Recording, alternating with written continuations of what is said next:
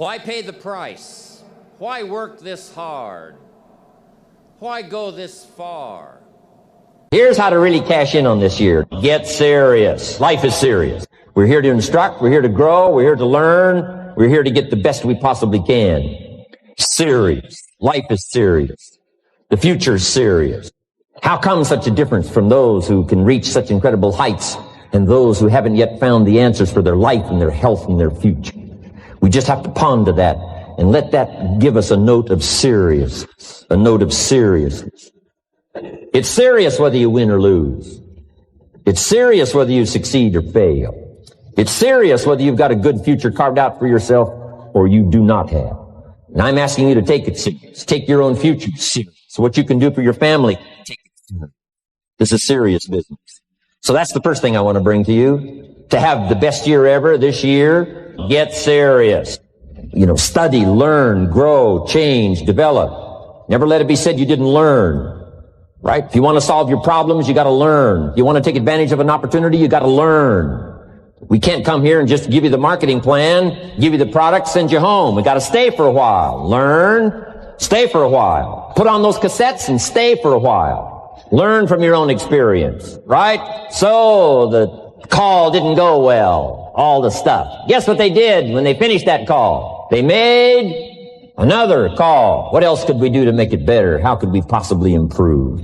This is called the possibility for life change starts with education. Don't be lazy in learning. Don't be lazy in picking up the ideas.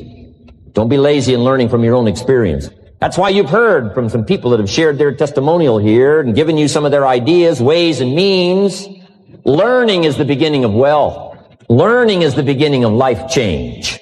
Do some learning. Take it back home. To have your best year ever, make your dreams come true, get smart.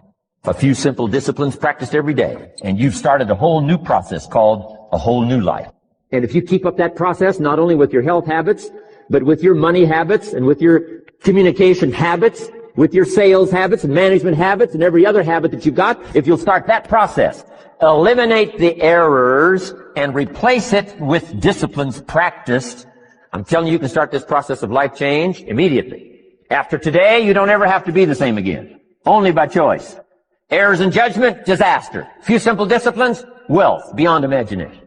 Let the miracle of everything that's available work for you and start working on the inside. Work on your philosophy. Work on your attitude. Work on your personality. Work on your language. Work on the gift of communication. Work on all of your abilities. And if you'll start making those personal changes, I'm telling you, everything will change for you. Work on yourself. Then you bring more value to the partnership, to the marriage, to the franchise, to the corporation, to the enterprise, to the community, to the nation. Self-development, personal development. The best contribution you can make to someone else is self-development. Not hasty if it isn't required, but don't lose much time. Here's the time to act. When the idea is hot and the emotion is strong. That's the time to act. Don't use the excuses they use. It's called the language of the poor. Switch gears, switch language, switch ideas, switch strategy. Start with the simplest of disciplines. And don't be mean any of these disciplines. The smallest of disciplines starts the process of life change. And if you'll invest in this thing called discipline, you can have whatever you wish. It's called the beginning of a miracle. If you will get better, everything will get better for you. What a clear message that was for me. He said, if you'll change your philosophy, if you'll change your habits, if you'll refine your thinking, if you'll change and accept some new disciplines, if you'll turn the corner where you've been in the past, go for a new life for the future, he said all kinds of remarkable things will happen. Here's what we must learn to do. I didn't go to work to try to change circumstances. I went to work to try to change. I picked up that promise. My teacher shared with me that if I would change, my income would change. If I would change, my bank account would change. If I would change, my future would change. And sure enough, his promise came true for me. The companies were about the same. What they paid was the same. Circumstances around me were the same. My negative relatives were the same. But I was not the same. That's how my life changed. Things started working for me, changing my life all those years ago. We don't have to change what's going on out there. That's the wind that's blowing. All we have to do is change what's going on in here. And now there's several ways to do that. The first subject he called personal development. We must learn from personal experience. Pretty simple. Learn from what happens to you. Take a look back over the last few months. Did you make some mistakes? How could you correct those for the future? Take a look back over the last year. Have you done it right or done it wrong? Let's correct it for the next year. Mr. Shope asked me when I first met him, he said, Mr. Rohn, how are you doing? You've been out there now 6 years. And I said, I'm not doing very well. He said, I suggest you not do that anymore. What a simple, swift analysis to my situation. He said, if you keep doing it, the next 6 years will be like the last 6. You don't want that to happen.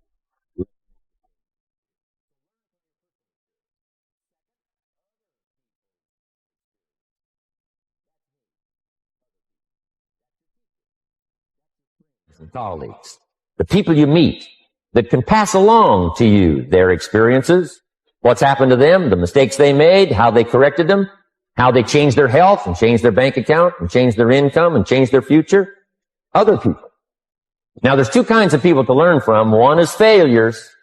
It's too bad failures don't give seminars, right? That would be valuable. Have them tell you how they lost it all and threw it all away, threw their health away and threw their friendships away and things didn't work out well. That would be valuable. But now then we must also learn from positive people that have done well. They've got the health, and so we ask them, how did you become so healthy? They've got the skills, so we ask them, how did you become this skillful? They've got the income, so we ask them, how did you get here in such a short period of time? So now here's what's important in personal development. In learning from other people, we learn, number one, by observation. We learn what we see. We watch people that are successful in what they do. In sports, we watch their disciplines. In business, we watch their disciplines.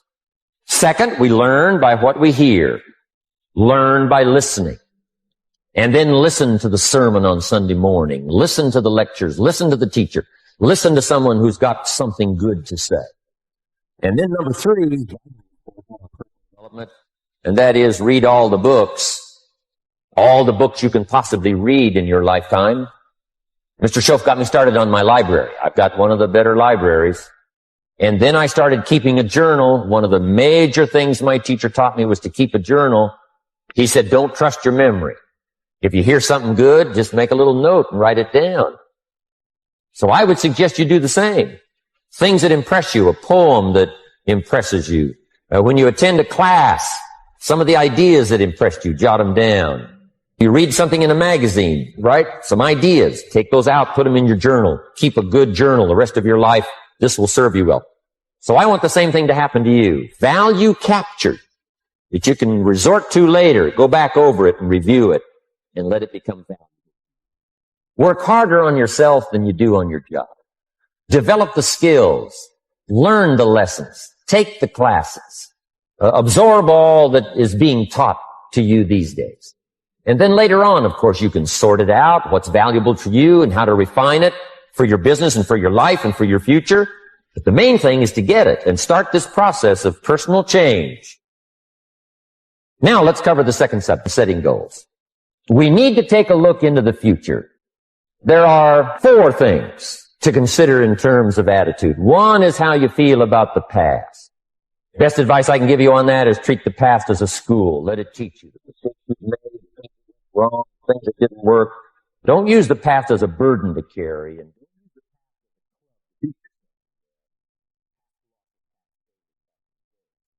But let the past be a school. Tough school maybe. You've all been through stuff. So if you feel good about the past, draw from it for experience and let it teach you. Then next is how you feel about the future. We've got to have the future well designed. The future is called the promise. The promise of the future can be an awesome force.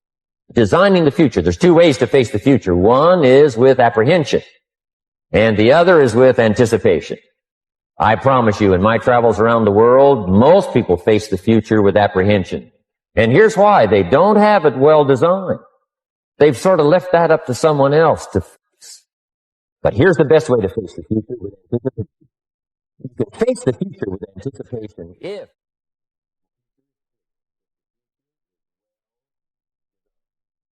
Setting goals, it's very simple. Number one, decide what you want. You just take a little time. You sit down and say, what do I want? What kind of skills do I want? What kind of income do I want for the future? Where would I like to go? Places I'd like to visit. Habits I'd like to acquire. Skills I'd like to have. Economics, friendships, people you'd like to meet. When you've thought about what you want for the future, make a list.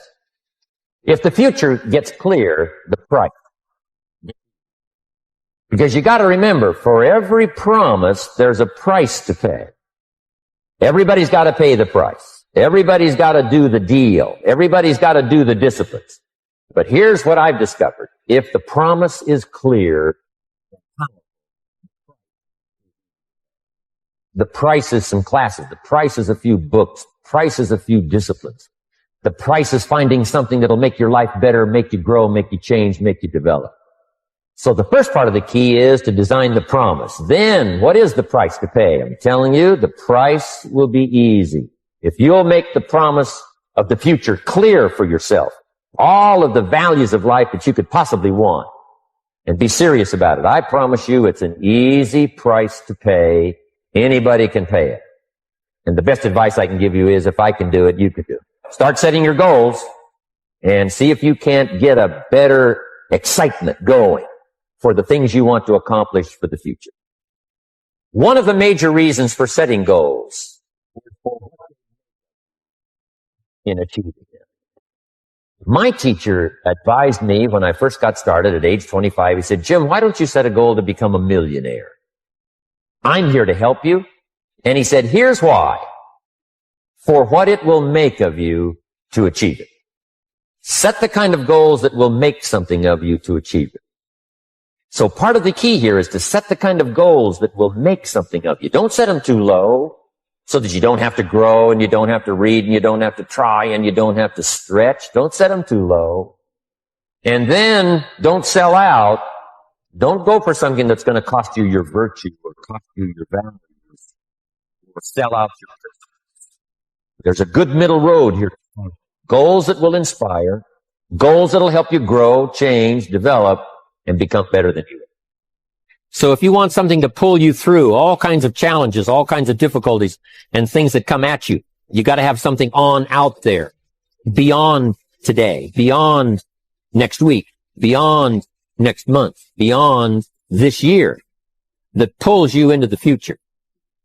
And the clearer it is, the stronger it pulls.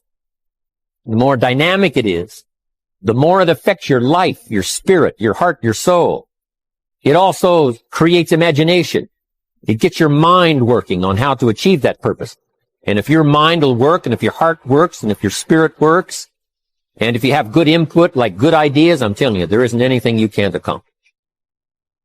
Ideas gather dust. They don't produce at all by themselves. It's like philosophy is not the end. Philosophy is the beginning. Philosophy must be invested. When I talked about philosophy, attitude, and disciplines, they must be invested. And if you invest philosophy and attitude in disciplines, then they produce results. Here's a good phrase. Wisdom uninvested in labor is wasted.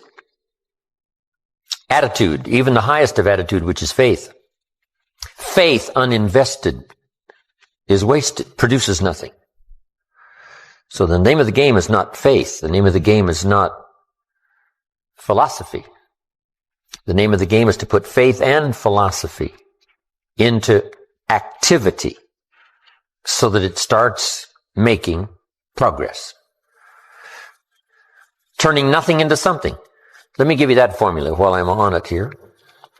Turning nothing into something. How do you do that? How do you turn nothing into something? Here's how you start. There's 3 steps to it. Number 1, imagination. And try to imagine yourself in those new, worthwhile, unique positions. So imagination starts to change everything. Now, imagination is not tangible, but it is almost real. Almost real. It's not real, but it's almost real. But it's hard to say that imagination is nothing.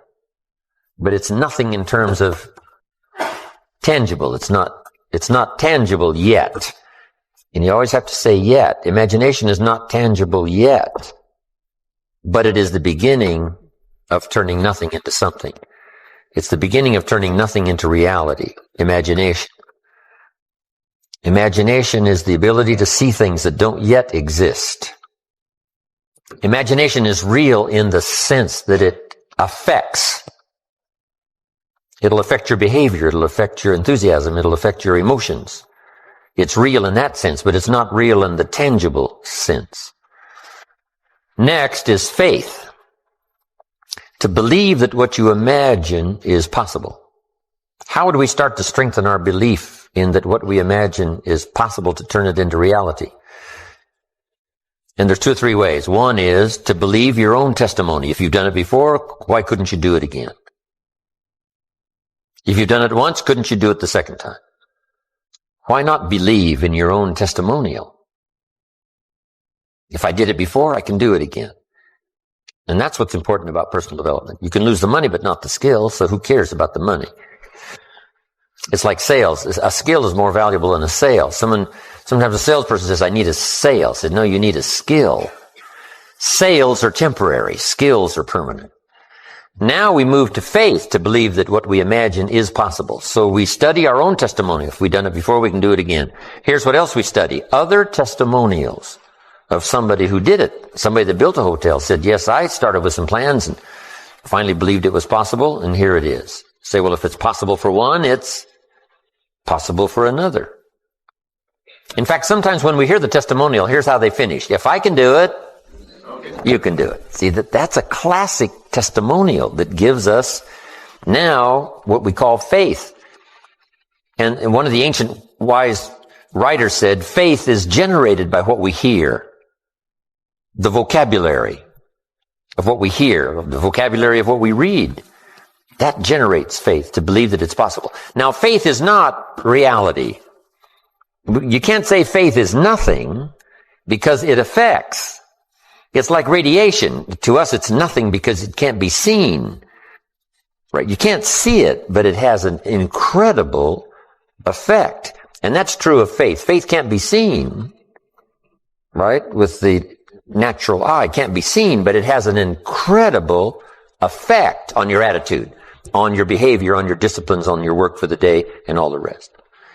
Here's what one writer described faith. Faith is a substance of hope. Now, it's not a substance like a brick being a piece of the hotel, but it's almost. It's so close, it's substance. And the writer also said it's so close, it's evidence. Now, not evidence you can see, but tangible evidence that's just as real as all of our human experiences that can't be touched, can't be seen. It's called the unseen magic. Language is the unseen magic. It can't be seen. The words can't be seen as they're transmitted from the speaker to the one who listens, but it can have a profound effect. That means it's more than nothing. Language is more than nothing, but to create something out of nothing, we start with imagination, then we move to faith, which believes it's possible, which is almost real. But now here's what we do with faith and imagination. We deposit it in disciplines and activity. Because faith without the activity serves no useful purpose. Imagination without the activity to translate it into reality serves no purpose. But wisdom and faith deposited in activity creates reality. The reality of a career. The reality of a hotel that wasn't there. Now, here's all you got to do to turn that around. A few simple disciplines practiced every day. A few simple disciplines practiced every day starts to create success. Not at the end of the first day. The first day is the end of a new beginning. Every new discipline affects the rest. Every new discipline makes a difference. That's why action is so important. The smallest action, the least action. The action that you won't think will matter. It all matters. Take it. Because when you start accomplishing and the value starts to return, you'll find inspiration to do the next one and the next one and the next one. But for this whole process to work for us, we must first master the art of discipline, self-discipline. Consistent self-discipline. It doesn't really matter how smart you are or how much you know if you don't use it.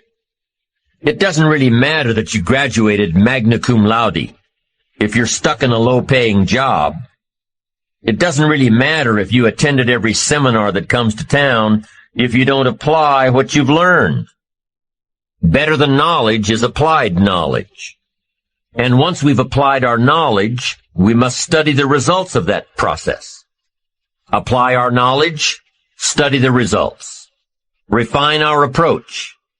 Finally, by trying and observing and refining and trying again, our knowledge will inevitably produce worthy results, admirable results. And with the joy and results of our efforts, we continue to apply, to learn, to observe, to fuel our ambition with the positive reinforcement of continued progress. Pretty soon, we'll find that we're swept into a spiral of achievement, a vertical rise to success. It takes consistent self-discipline to master the art of setting goals, to master the art of time management, to master the art of leadership, to master the art of parenting and relationships. If we don't make consistent self-discipline part of our daily lives, the results we seek will be sporadic and elusive. It takes a consistent effort to truly manage our valuable time, or we'll be consistently frustrated. Our time will be eaten up by others whose demands are stronger than our own. It takes discipline to conquer the nagging voices in our minds. The fear of failure, the fear of success, the fear of poverty, the fear of a broken heart. It takes discipline to keep trying when that nagging voice within us brings up the possibility of failure. It takes discipline to admit our errors and recognize our limitations. The voice of the human ego speaks to all of us. Sometimes the voice of ego says that we should magnify our value beyond our results. It leads us to exaggerate, to not be totally honest. It takes discipline to be totally honest, both with ourselves and with others. It takes discipline to change a habit, because habits are formed a little bit each day, every day, every day. Once habits are formed, they act like a giant cable. They act like a nearly unbreakable instinct that only long-term disciplined activity can change. You just got to go home and make a list after today. And here's the question to ask as you make this personal list. What am I not doing that would be easy to do? That could greatly change my health, my wealth? What am I not doing I'm neglecting that would be easy to do? Just go home and answer that question personally. You don't have to put the answers on a public bulletin board. This is just all personal stuff. But here's how you get a miracle going for your life. Number one, do what you can. Get a list of the stuff you could do and you haven't done, postpone, and start cleaning that up. You can't start at a better place for personal change. That'll affect your bank account, affect your future, affect your income, affect everything. You can't start a better life change process than cleaning up what you should be doing. The man says, well, my mother lives down in Florida. Should have written her 6 months ago. I just can't seem to get that letter written. I'm asking you to get that letter written, clean that up, and don't walk like other people walk. Don't postpone like other people postpone. You say, well, is it as simple as writing a letter? And the answer is yes. Where else would you start for life change, personal change? Now, here's the second part of the miracle. Number one is do what you can. Here's number two, do the best you can. If that's not your philosophy, I would ask you to amend it. Let me give you the best of ancient script. Here's what it says. Whatever your hands find to do, do it with all your might, do it with all your strength, and do it with all your power. What a good philosophy. That kind of philosophy will revolutionize your life if you haven't picked it up lately. Guy slips in late, company doesn't seem to mind, slips out early, first one in the parking lot, heading for happy hour. Stretches his break, comes early for lunch, late back from lunch. Company doesn't seem to notice. Guy says, best as I can calculate, I'm putting in about a half a day's work and I'm collecting a full day's pay. Little does he know the seeds of his own disaster are already being sown by the weakness of his own personal philosophy. It's not the economy that's going to determine your next 6 years. It's your philosophy about labor and about activity and about miracle and soil and seed and sunshine and rain and the economy and the banks and the money and the companies and the schools and what's going on. It's your philosophy and your attitude. And then your ability to take action. All of that we call the process of life change, miracle working. Consistent self-discipline. Set up a discipline when the emotions are high and the idea is strong and clear and powerful. That's the time to set up the discipline. Somebody talks about good health and you're stirred. Say, right, I need to get a book on nutrition. Get the book before the idea passes and before the emotion gets cold. Go for the book. Do some push-ups. Action. Got to take action. Otherwise, the wisdom is wasted. Otherwise, the emotion soon passes. Unless you put it into a disciplined activity. Capture. Discipline is called how to capture the emotion and how to capture the wisdom and translate it into equity. Discipline. You start walking around the block, it'll inspire you to get an apple. Get an apple, it'll inspire you to get a book. Get a book, it'll inspire you to get a journal. Get a journal, it'll inspire you to grow, develop some skills. All disciplines affect each other. Every lack affects the rest. Every new affects the rest. The key is a new life. One more thought on discipline. Here's the greatest value of discipline. Self-worth.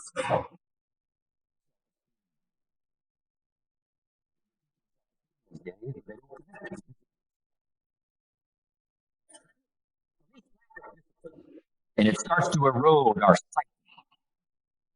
One of the greatest temptations is to just ease up a little bit. Right? The slightest lack of doing your best starts to erode the psyche. Instead of doing your best, doing just a little less than your best. Sure enough. You say, well, it's just going to affect my sales. No, it's going to affect your consciousness. It's going to affect your philosophy. Now you've begun in the slightest way to affect your own philosophy. Here's the problem with the least neglect. Neglect starts as an infection. And if you don't take care of it, it becomes a disease. And one neglect.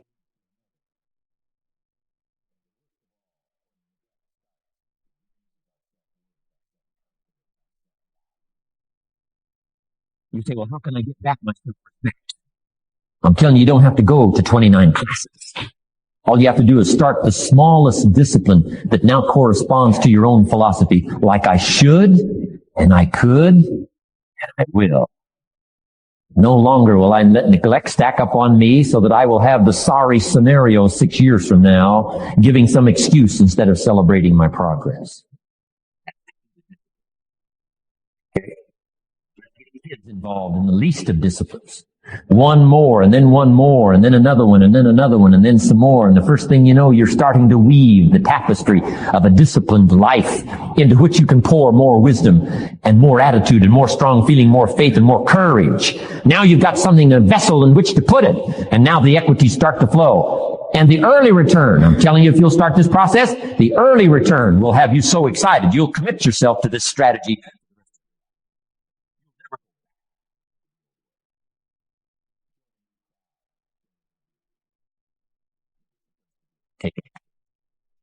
Now here's the other side of discipline. If there's considerable time that passes between the moment of awareness and the time of our implementation, then that is called procrastination. Procrastination. Doing it tomorrow instead of today. Procrastination. An almost exact opposite of discipline. The voice within us says, get it done. Discipline then says, do it now. Do it to the best of your ability, today, tomorrow, and always, until finally the worthy deed becomes instinctive. Procrastination says later, tomorrow, whenever I get a chance. Procrastination also says do what is necessary to get by or to impress others. Do what you can, but not what you must. In every circumstance we face, we are constantly presented with these two choices. Do it now or do it later. Discipline and procrastination. A choice between a disciplined existence, bearing the fruit of achievement and contentment, or procrastination, the easy life for which the future will bear no fruit, only the bare branches of mediocrity. The rewards of a disciplined life are great, but they're often delayed until some time in the future. The rewards for the lack of discipline are immediate, but they are minor in comparison to the immeasurable rewards of consistent self-discipline. An immediate reward for lack of discipline is a fun day at the beach. A future reward of discipline is owning the beach. For most, we choose today's pleasure rather than tomorrow's fortune. So how can you get rid of the easy distractions? How can you keep your mind on what you're trying to do? How can you keep an attitude of doing it all and doing it now? How can you make the choice of discipline over procrastination? How can you stay focused on your ambitions? How can you avoid conversations at the water cooler? You can keep your focus on your work. You can get it done today instead of tomorrow. You've got to really work on your consistent self-discipline on a daily basis, or you'll find yourself distracted.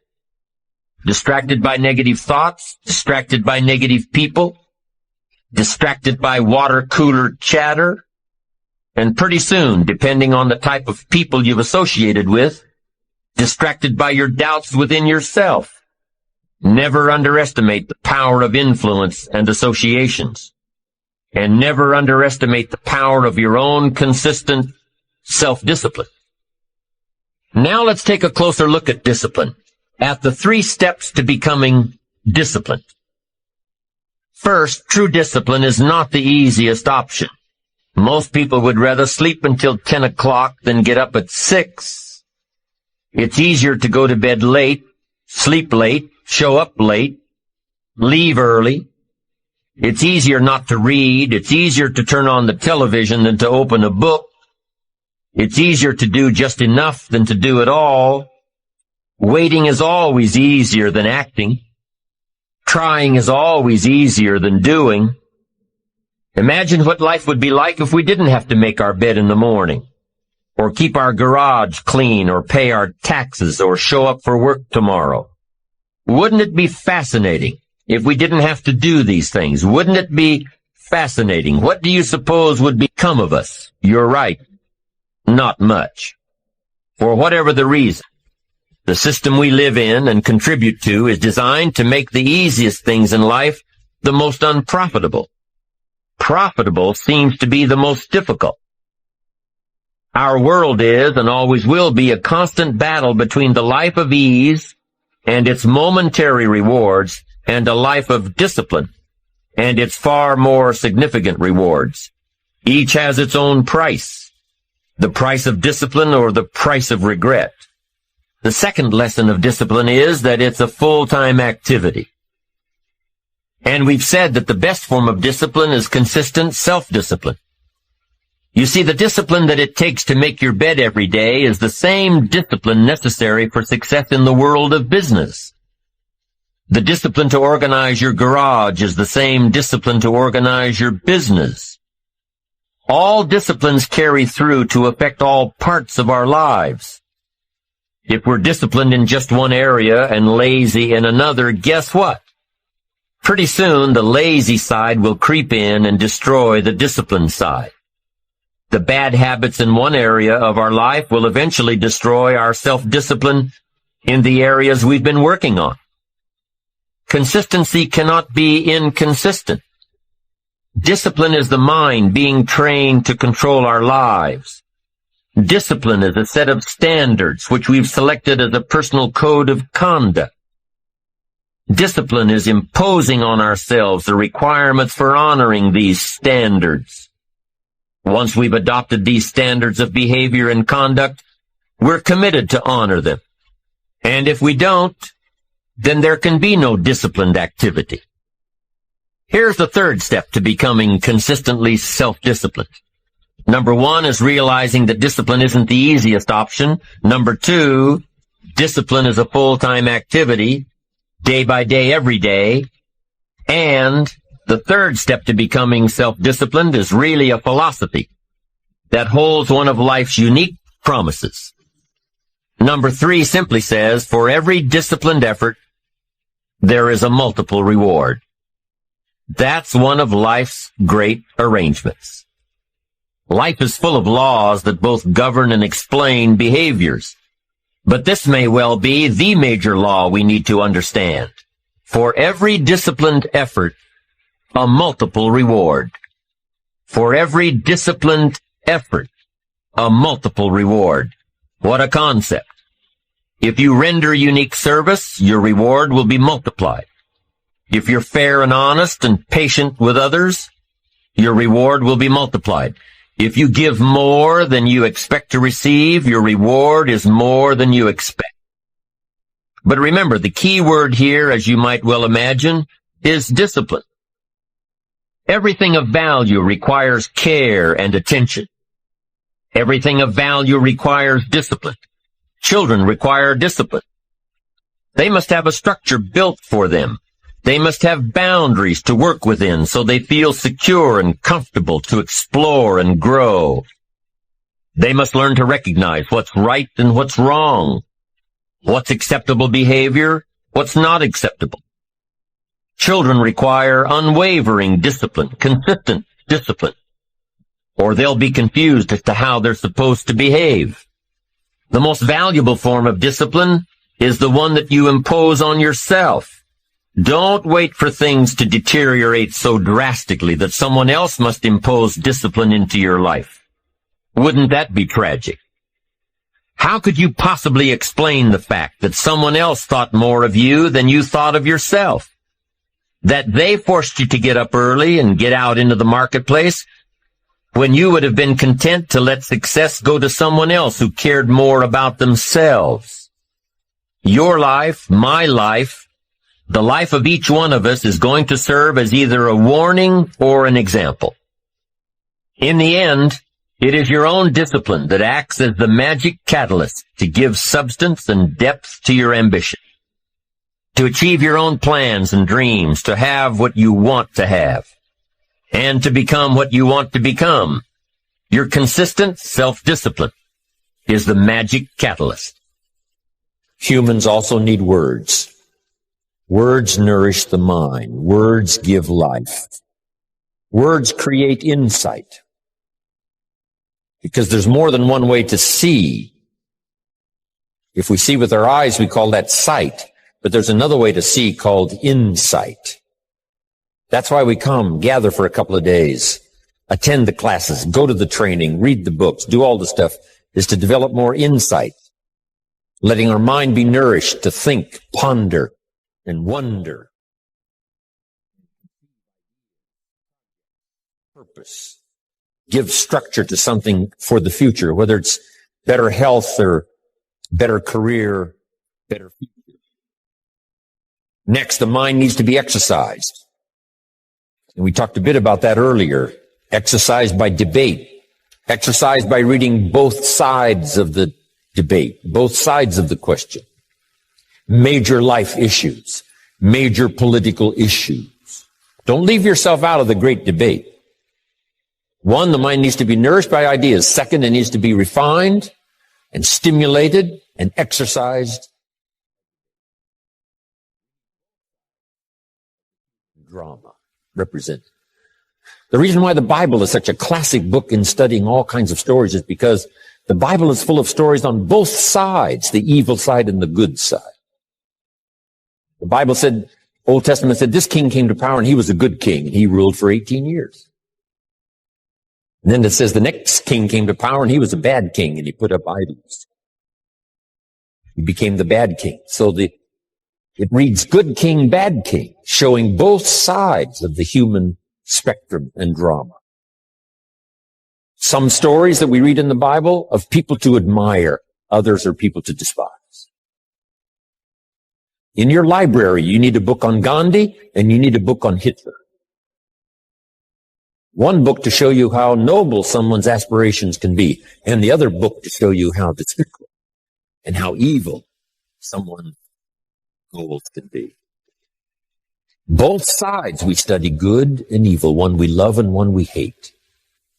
We study health. Someone says, well, you can't study the negative things. You have to study the negative things. You have to give voice to and mind to and time to both sides of the issue so that you can strengthen your side of the argument. Then our personal philosophy needs to be developed so we can see the opportunities on the other side so we can maximize those.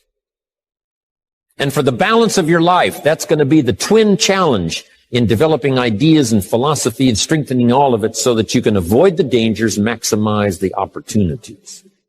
Because the dangers never go away. The dangers to our ship of state called the country. The danger to the enterprise. The danger to the corporation. Dangers always lurk, both inside and out. Dangers lurk on the inside of our own mind. The battle of the mind is significant for us every day. What to think, what not to think. My mentor, Mr. Shove, said, stand guard at the door of your mind. And you decide what enters. You decide what to fill up your mind with, because it becomes the material with which you build your future. So, engaging the mind to make rational decisions about life.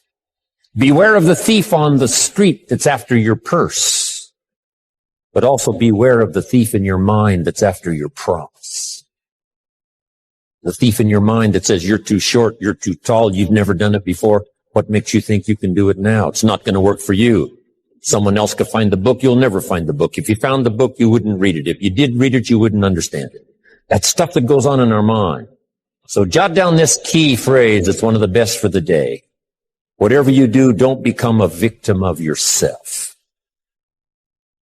As you engage in this debate, what to eat, what not to eat, where to go, where not to go, what to say, what not to say, what to do, what not to do.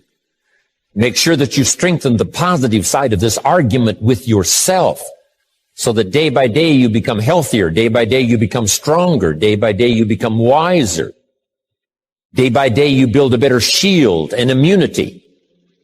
An inside immunity to ward off disease, but an outside immunity to ward off all the negative and all the trash and all the stuff that would not enhance your personal development nor your promise for the future.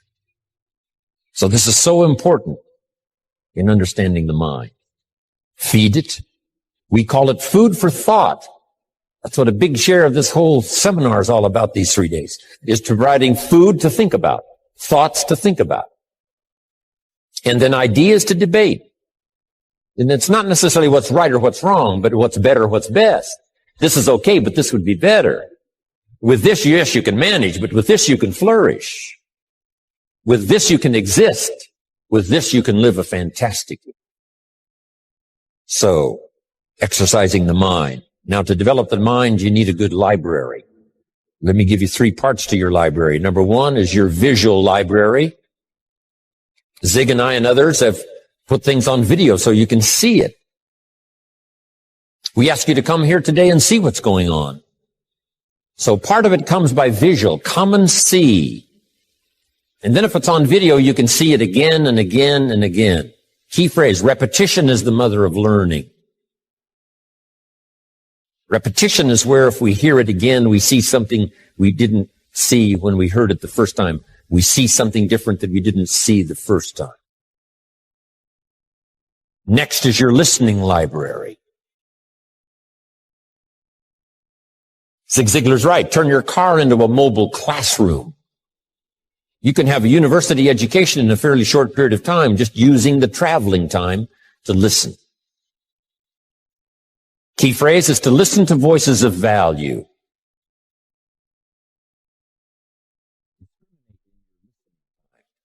Listening to someone of reputation, someone who has good ideas, someone that's been recommended that has some value. Don't waste your time listening to things that don't count much. Hey, there's some things that are not worth spending the time. You know, they create more poison than they do benefit. So be careful. If somebody says to me, these eggs are rotten, I'm not going to make an omelet and try it. I'm going to take their word for it. So feed the mind, exercise the mind, and build your library. Make this note. You cannot live on mental candy. Just like you can't feed your children ice cream all the time and hope that they will be healthy. So you cannot live on mental candy. Someone says, well, I just read the positive stuff. That's not enough. And the reason is because you need to know both sides of the issue. So start your library like I did, age 25. I mentioned in another seminar, haven't read everything in my library, but I feel smarter just walking in it, right? And smart enough to buy it. Now I got to be smart enough to read it all. Then I got to be smart enough to sort through and decide what's valuable. So make that the next part now. In part of personal development for the mind, you got to sort through what you read, what you see, and what you hear, and decide which of all of that is valuable for you to try and do and master.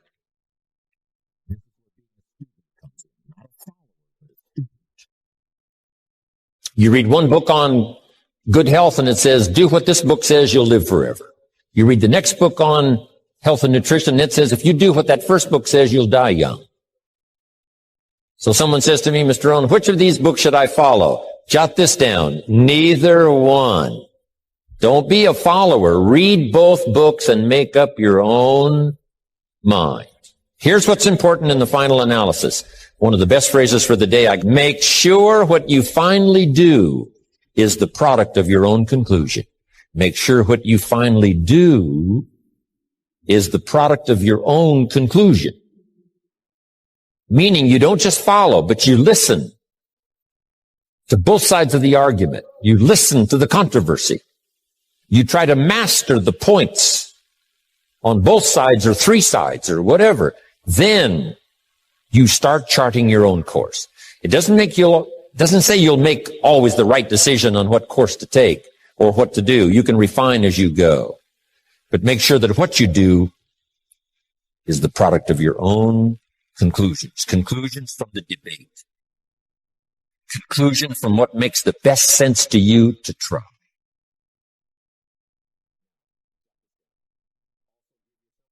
To change. Some things I held on to that I thought this was it. I'm telling you, after a while I gave it up, found out it wasn't it. So give yourself a chance to change. Refine your philosophy.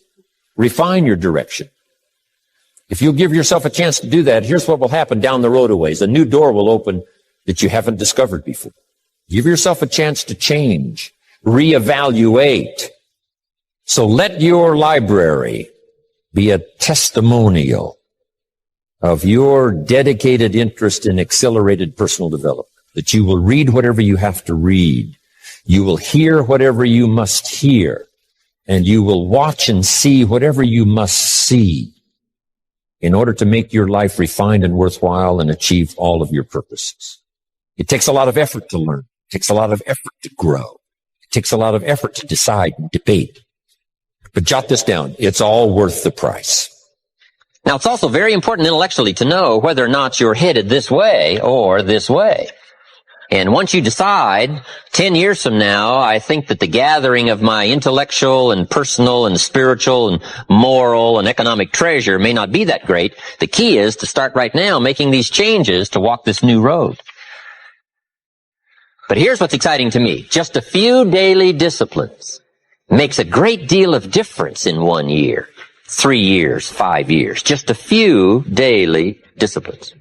And that's what I'd like to talk about in this series, just these few daily disciplines that make the difference, whether you wind up here or here. Good question. 10 years from now, you will surely arrive. The question is, where? We don't want to kid ourselves about where. We don't want to kid ourselves about the road we're walking. I had a day shortly after I met Mr. Schoaf called Do Not Kid Myself Anymore Day.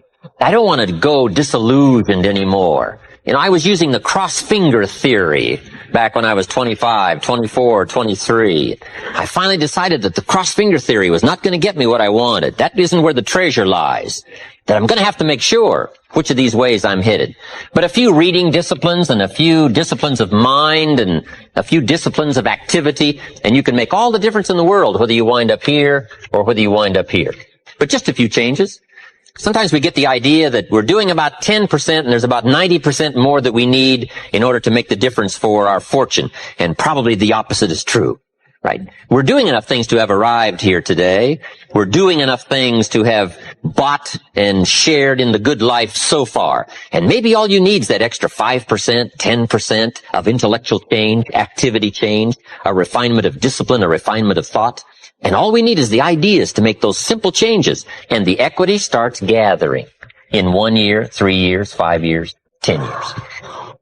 I have a good comment for your notes. Now's the time to fix the next 10 years. Now's the time to fix it. Now, sometimes you have to come to grips with reality and with truth. That's what was good for me when I met Mr. Schoaf. I was 25 years old. He was 44 years old. And he brought me a wealth of experience, and he started asking me the tough questions. Big question. He said, are you reading the books that's going to take you where you want to go in the next 5 years?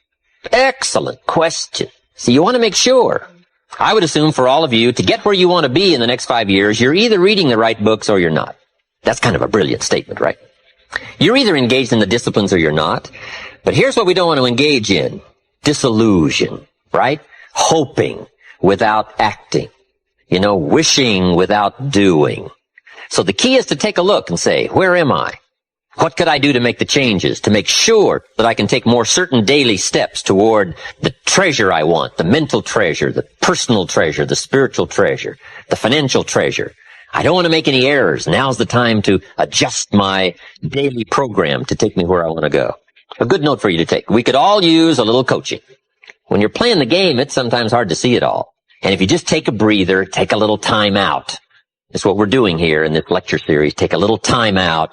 Listen to someone's experiences, which is what I want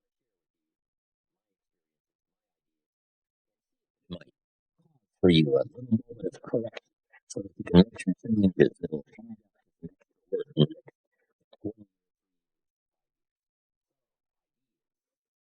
I hope you'll find here during this series. All kinds of ideas, health ideas, enterprise ideas, living a better life ideas, and primarily for this series, skills of leadership ideas. The next key word is inspiration. Inspiration is a mystery, why some people are inspired and some are not. Who knows what that mystery is? Well and doing well, and others seem to take the ho-hum attitude, let it slide, and hopefully it'll work out anyway. I don't know what the difference of that is, but it is exciting to watch people who are inspired. But I think the key to it all is self-motivation. Self-motivation. The guy says, boy, if somebody just come by and turn me on, hey, what if they don't show up? You got to have a better plan for your life. Personal inspiration, drawing emotional vitality from life and the challenge, going for it. We all admire that. I think my personal advice to you would be, and reach down inside of you and come up with some more of those remarkable human gifts. They're there, waiting to be utilized. And then change anything for you want to change. And I challenge you to do that because you can change. Let other people lead small lives, but not you. Let everybody else cry over small hurts, but not you. Let everybody else argue over non-essentials, but not you. Things that matter. Make sure what you do is the product of your own conclusion. Don't just learn how to earn, learn how to live. And that's what lifestyle is all about. Learning how to live. Here's one of the great challenges of life. Being happy with what you have while in pursuit of what you want. So develop your lifestyle a little more. Your style of seeing, giving, sharing, enjoying. It's not the amount that counts, but the experience of choosing to live with style. I remember saying to Mr. Schoaf one time, if I had more money, I would be happy. And he gave me some of the better words of wisdom when he said to me, Mr. Rohn, the key to happiness is not more. Happiness is an art to be studied and practiced. He said, more money will only make you more of what you already are. More will only more quickly send you on to your destination. He said, if you're inclined to be unhappy, if you get a lot of money, you will be miserable. More money will only make you more. More money will only amplify. If you're inclined to be mean, and you get a lot of money, you will be a terror. If you're inclined to drink a little too much, when you get a lot of money, you can now become a drunk. So style is not more. Style is an art, a genius, a design. Lifestyle is reserved for those who are willing to study and practice the higher arts of life. Lifestyle is culture, music, dance, art, sculpture, literature, plays, concerts. Lifestyle is a taste of the fine, the better, the best. Mortimer Adler, the philosopher, says, if we don't go for the higher tastes, we will settle for the lower ones. So develop an appreciation for the fine. That is a worthy purpose. Developing an appetite for the unique things in life. Study the art and reach for the best. To have the best in the time we have available to us, that is the quest. Remember, it's not the amount, it's the imagination. Be somebody. Be somebody. Be somebody wise. Be somebody. Strength is attractive. Be somebody kind. Now consider this. Some people have plenty of beautiful things filling their days, but they get little happiness from them. Some people have money, but they have trouble finding joy in their lives. Imagine, a father wads up a $5 bill and throws it at his son, saying, "Here, if you need the darn stuff that bad, take it." Same money, poor style. And remember, it's not the amount that counts. It's the style that counts. Mr. Shoaff taught me lifestyle in those early days, starting with small amounts. He said, imagine that you're getting your shoes shined, and the shoe shine boy has done a fabulous job. You have one of the world's all-time great shines. So you pay him for the shine. Now you consider from the change in your hand what kind of tip to give him. And the question pops into your mind, shall I give him 1 quarter or 2 quarters for my neat shine? Mr. Shoaff said, if 2 amounts for a tip ever come to your mind, always go for the higher amount. He said, become a 2-quarter person. I said, what difference would that make, 1 quarter or 2 quarters? He said, all the difference in the world. If you said, well, I'll just give him 1 quarter, that will affect you for the rest of the day. You will start feeling bad. Sure enough, in the middle of the day, you will look down at your great shoe shine and say, I've got to be cheap. 1 lousy quarter. That will affect you. However, if you go for 2 quarters, Shoaff said you can't believe the feeling you can buy for another quarter. That's lifestyle. Becoming a 2-quarter person and learning to get joy from the greater person you are becoming. Just 2 modest examples of how easy it is to put style in your life. Make sure you don't miss out. Don't miss anything you can enjoy. Be sure you live your life. Part of life. The pull is in the opposite direction, and it always is. Here's what success is. Success is learning to move in the opposite direction of the normal negative pull. Success is just overcoming the normal negative downward trend. Because I guess that's what life was meant to be. Overcoming the normal negative downward pull. Success is moving in the opposite direction. Life that springs from the seed really is moving in the opposite direction.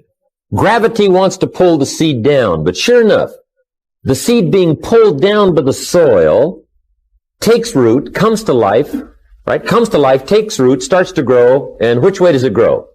Up, right? It gets the roots and the nourishment, but it grows up. It pushes its way against gravity.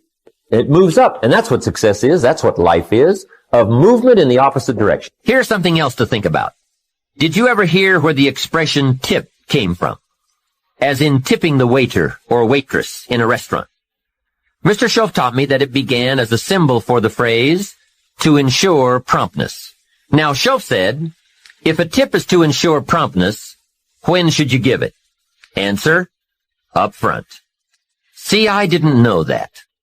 I said, no, you have lunch, and if you get good service, you leave a good tip. If you get lousy service, no tip. And he said to me, no, Mr. Rohn. Sophisticated people don't take a chance on good service. They ensure good service by giving the money up front. I said, wow, What a way to live. I had never thought of that. So the next time you have someone special to take to lunch, call the waitress over, arm around the shoulders and say, "Here's $5. Would you take good care of me and my friend?" Schoaf said you won't believe what happens. They do what's known as hover your table. One last major point. Life in style is also life in balance. Make sure you pay attention to all the values and dimensions of your life. One is family. If you have someone you care about, there is no value to match that. One person caring for another is life in the best of style and value. Protect it with a vengeance. If a chair gets in the way, I suggest you destroy the chair. It was wisely said so long ago, but is still true for today. There are many treasures, but the greatest of these is love. Better to live in a tent on the beach and have a love affair than to live in a mansion by yourself.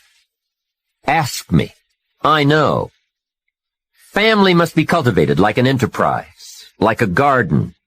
Time and effort and imagination, creativity and genius must be summoned constantly to keep it flourishing and growing. Next is friendship. A priceless value, friendship. Friends are those incredible people who know all about you and still like you. Friends are those people who are coming in when everyone else is leaving. And, as someone once suggested, be sure to make the kind of friends on your way up who will take you in on your way down. Life is a bit of both up and down, but with true friends, friends who care regardless of your circumstances, the ups are more automatic and the downs less devastating. I do have one very special friend, though. If I was stuck in a Mexican jail and accused unduly, I would call this friend. Guess why I'd call this friend? He would come and get me. Now that is a friend. Someone who would come and get you. Guess how much you would spend to get me? Right, as much as it would take. Guess how long he would try to get me out?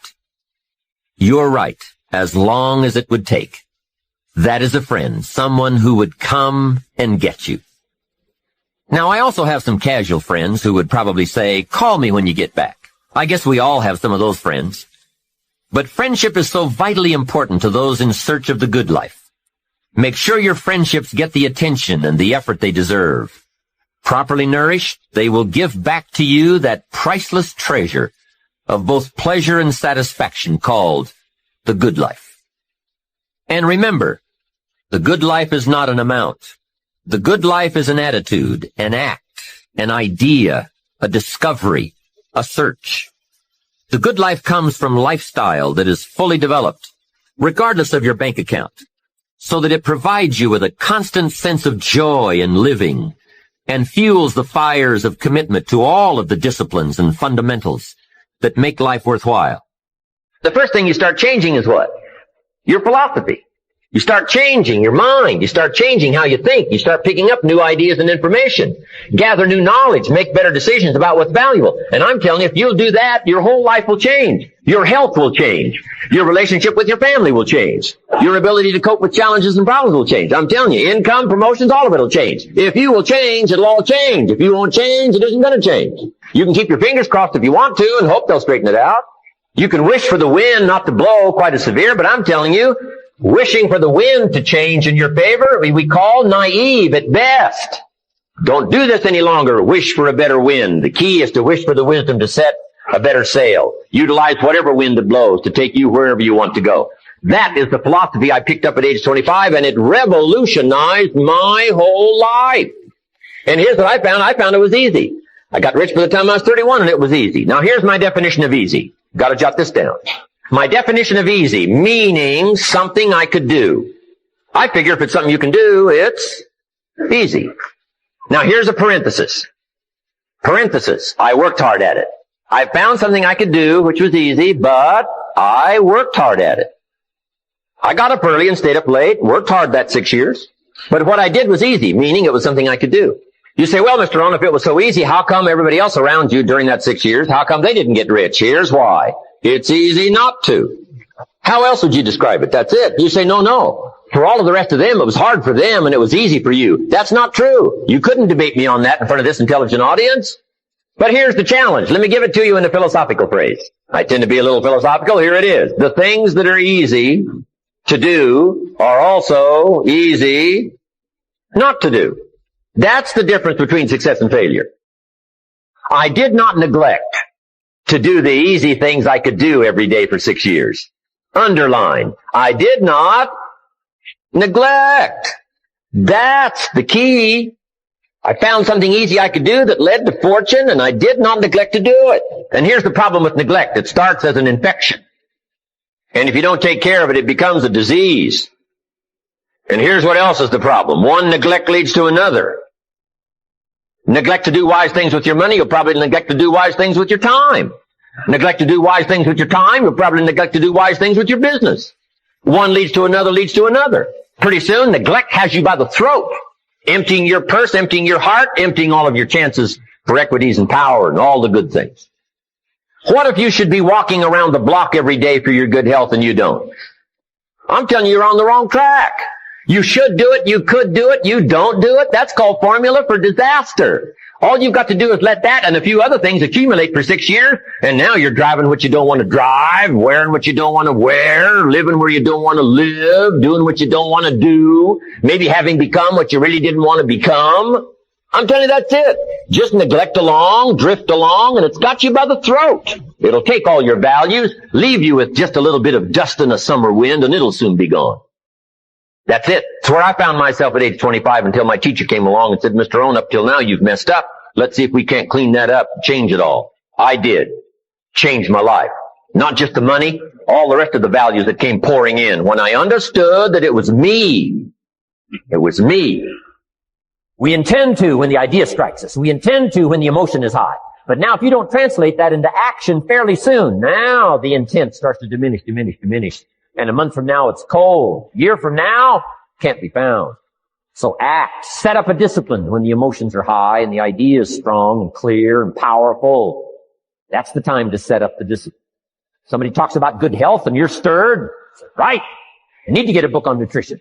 Get the book before the idea passes and before the emotion gets cold. Go for the book. Start the library. Start. Action. Got to take action. Now here's what's important about discipline. All disciplines affect each other. In fact, here's a good philosophical phrase. Everything. Don't be naive in saying, well, this doesn't matter. I'm telling you, everything matters. There are some things that matter more than others, but there isn't anything that doesn't matter. That's why action is so important. The least action, the smallest action. Take it. Because when you start accomplishing and the value starts to return from that one action, it'll inspire you to do the next one and the next one and the next one.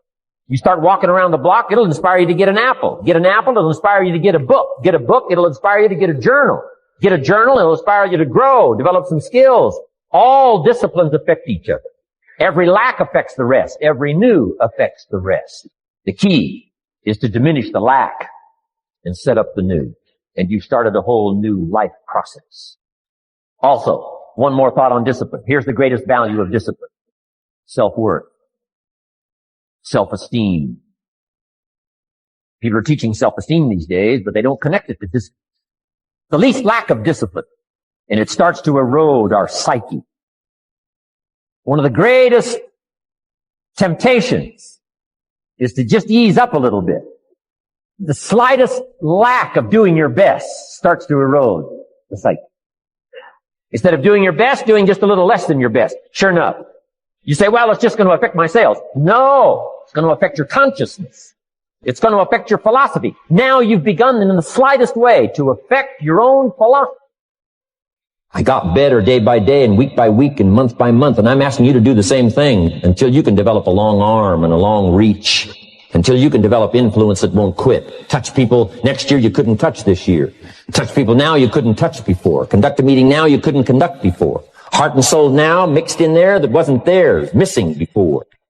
I'm asking all of you to get better in spite of the winters, in spite of the downturn, the money downturn, the social downturn, the personal downturn, whatever it is.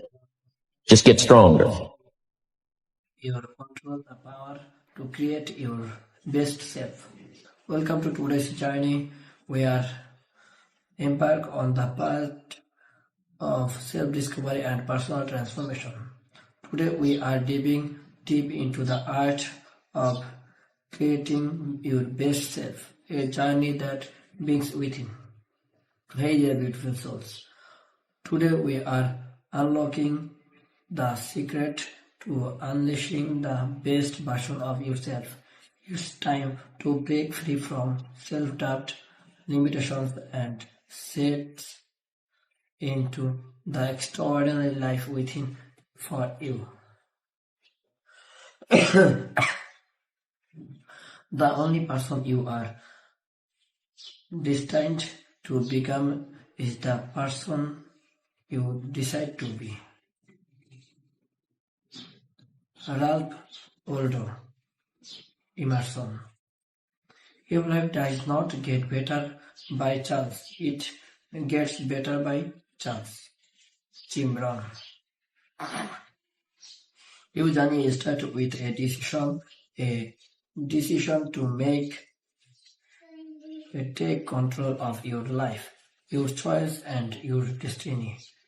Creating your best self is not about perfection, it's about progress.